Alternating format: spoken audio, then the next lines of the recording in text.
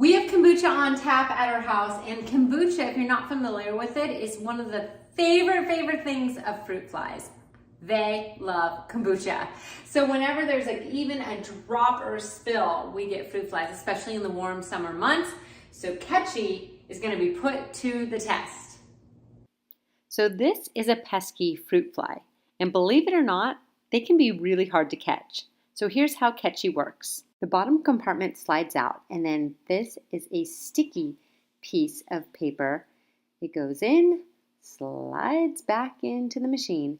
That top piece also pops off, and then it opens up.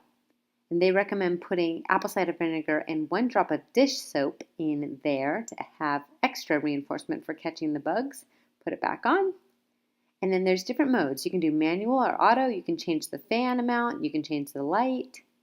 I set it to auto, and then that means at night it goes on by itself, or you can do manual where it goes on all the time. There's that annoying fruit fly again. And now for the final test. After 2 days, did it catch anything? Does it work?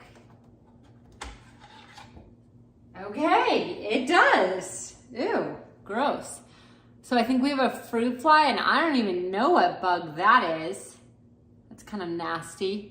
But totally caught things. So I gotta say, I was a little bit skeptical on whether or not this thing really truly worked, but the fact that it caught things that fast, I'm convinced. This is a really good fruit fly trap. It's so easy to use, and that stickiness is gonna last quite a long time, so I don't need to replace it all the time.